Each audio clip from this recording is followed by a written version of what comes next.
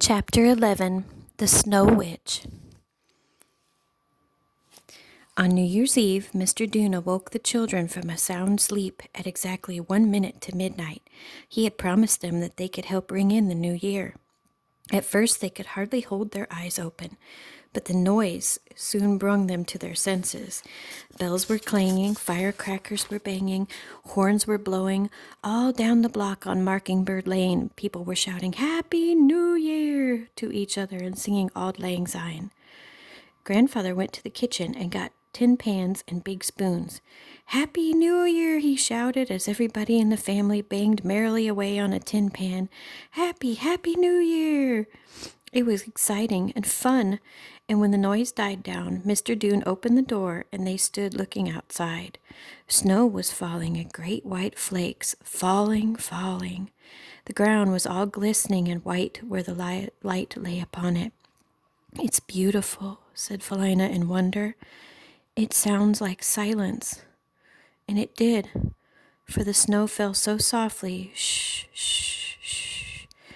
It is beautiful, said Mrs. Doone seriously. A new year and 365 clean new pages for us to write our lives on. I hope the pages will be full of happiness for this family.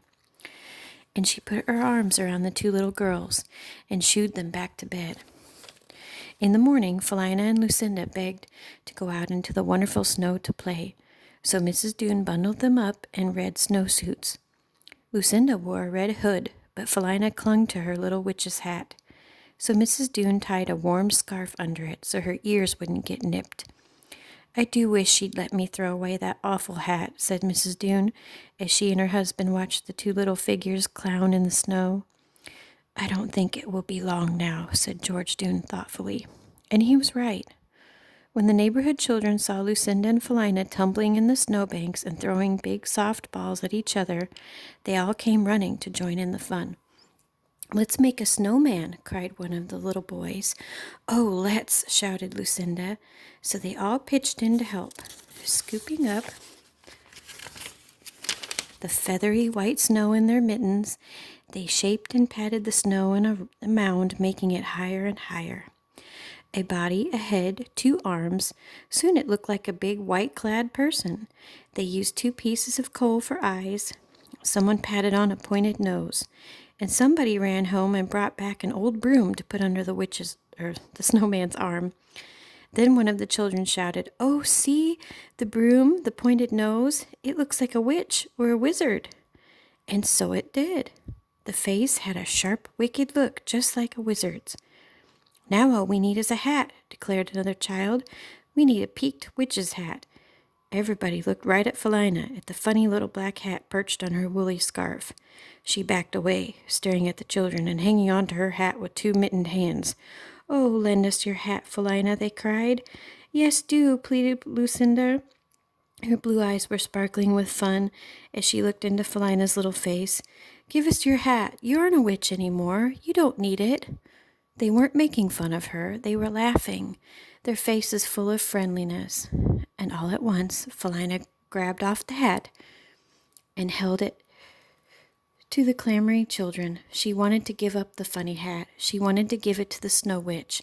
So the tallest boy climbed on a box and put the hat on the Snow Witch's head. It added the perfect touch.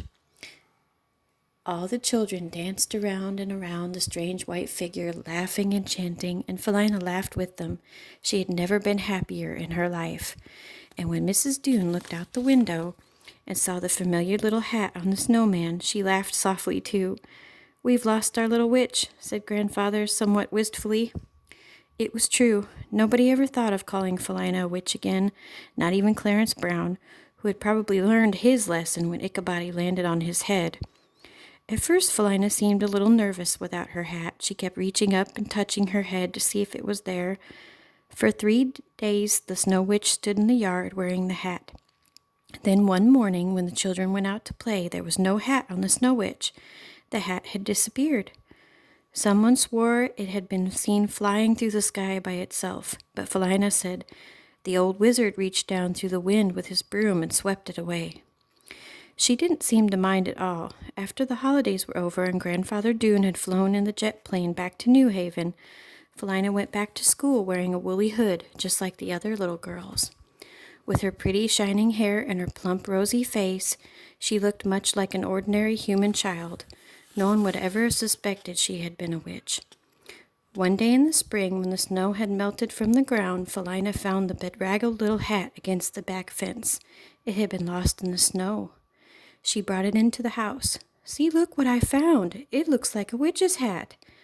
"So it does," said Mrs. Doone. She looked into Philina's big eyes. "Do you want me to clean it off for you, Philina?" she asked. Philina laughed. "Why, it's an old witch's hat," she replied. "Why would I want with a witch's hat?" So the hat was finally thrown away. When Mrs. Doone took the girls shopping that spring to buy material for Easter dresses, Philina said, "Please, may my dolly have a new Easter outfit too? I don't want a witch doll anymore. I want a princess doll." So the little witch doll was turned into a princess too, and only Ichabod cried when the tiny pointed cap and black dress were packed away high on the shelf. "Meow," he whined. He must have known that that was the end of the little witch. Chapter 12, Halloween and Happy Birthday. It seems a little sad, but perhaps it's a good thing. When Philina lost her witch hat, she also lost her magic. Her bad magic, that is. She went to school like all normal little girls. She learned many things. She learned to read well and to write, and she started to pick up tunes on the piano.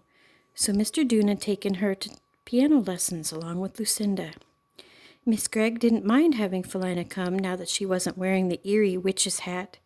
In fact, she thought Philina was quite talented and that she had magic in her fingers, which was really quite a joke. Now, Philina didn't change into a perfect little angel. She still got into mischief once in a while. Sometimes when she was cross, and sometimes she forgot to eat her spinach. Sometimes she was cross, and sometimes she refused to eat her spinach. But usually she was a very dear little girl, and the Doone family loved her more and more. They took her everywhere they went, on picnics and to the zoo, to the museums and to the movies. The happy days sped by. The weeks sped by, the months sped by. A whole year passed. It was Halloween once more, and Halloween was a very special day for Philina, for 2 reasons, you might remember. First, it was the anniversary of the time when the little witch appeared at Lucinda's window, and second, it was her birthday. Mr. Doone and Mrs. Doone planned a surprise party for Philina, and Grandfather Doone flew out from New Haven early that year so he would be there for the occasion. After all, it had been his birthday, and he thought that he did deserve a piece of cake. All of the children in the neighborhood were invited. They came in costume. There were ghosts and goblins and clowns and pirates. Lucinda was a pirate with a patch over one eye. Philina was a clown in a polka dot suit and white mask. They had pumpkins and balloons and played pin the rib on the skeleton. Mr. Doone did magic tricks out of a book and made everyone laugh. Then Grandfather Doone popped in, dressed like a huge gray spook, carrying a basket of birthday gifts for Philina. And just when Mrs. Doone came from the kitchen with a big cake with white icing and orange-colored candles, there were 8 candles and 1 to grow on. "Happy birthday, Philina," sang everyone. "Happy birthday, dear Philina." Philina's eyes gleamed through her mask as she puffed out the candles and made her wish. She didn't tell a soul what her wish was, of course, because that would have spoiled the spell. But on the very last page of the book, it may come true. Then Grandfather Doone lifted up his spook mask and demanded his piece of cake. Philina laughed and gave him the biggest piece of all. After the party, all of the children, that is, all of the ghosts and goblins and clowns and pirates went around the neighborhood playing trick-or-treat. As Philina and Lucinda ran up the block, Mr. Doone stood on the porch with a smile on his face. Suddenly, a big gust of wind blew out of the sky. A mysterious black cloud passed over the moon. Looking up, Mr. Doone was quite sure he saw an old witch riding through the sky on her broom. "Come, Philina," a voice in the wind seemed to be saying. "Come, little witch, and jump on my broom. Come, come, little witch. Mr. Doone shook his fist at the black-clad figure. No witch lives in this house, old woman, he said. Just two little girls. The moaning voice died out of the sky. The next day, Mr. Doone came home early from the newspaper office. We have an appointment with the judge, he said to the family. We have to renew our permit to keep Philina if we want to have her as our little girl, that is. Oh, we do, cried Lucinda. So all of the Doones, including grandfather, put on their very best clothes, polished their shoes, and went to the courthouse. The same old judge looked down from his bench and stared at Philina. Her hair was smoothly combed, and she was standing very politely, looking up at him. Ahem, said the old judge. This can't be the same little witch who stood before me last year. No, your honor, said Mr. Doone. That was a little lost witch, but this is a little girl.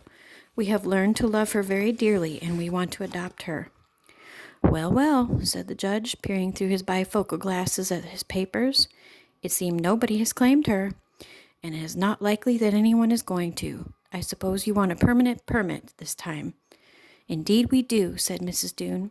The judge began to write on the form. And how old are you, little girl? He asked. I am 8 years old, said Philina. My birthday is October 31st, and it's really mine because Grandfather Doone gave it to me. I certainly did, said Grandfather Doone. Signed, sealed, and delivered. That's what it is. He took Philina's hand in his and held it tightly. And what is your name? Asked the judge. My name is Philina, the little girl said politely. But oh, sir, please, sir, may I change it? I do like cats, but I don't want to be named after one. Well, what do you want to be called? May I please be named Mary? Why, that's my name, said Mrs. Doone, very much pleased. Lucinda, went on Philina. And that's my name, cried the little girl happily. George, asked Philina firmly. And that's my name, said Mr. Doone in surprise. Very well, said the judge. That will be your new name. He wrote it carefully on the form in front of him. Mary Lucinda George, permanently adopted by the Doone family. He signed the paper with a flourish and handed it to Mr. Doone. There will be no charge this time, he remarked. Thank you, your honor, said George Doone. Thank you very much. Then Grandfather was rounding them all up and pushing them towards the door. This is a great day for the Doones, he declared. It calls for a real celebration. We'll go to the restaurant and have the finest dinner in town. As the proud little family left the courtroom, the old judge took one curious last look at Philina. Oh no, at Mary Lucinda George, the wicked little witch who had been changed into a happy child. He shook his gray head in wonder. It must be magic, he muttered. Pure magic. The end.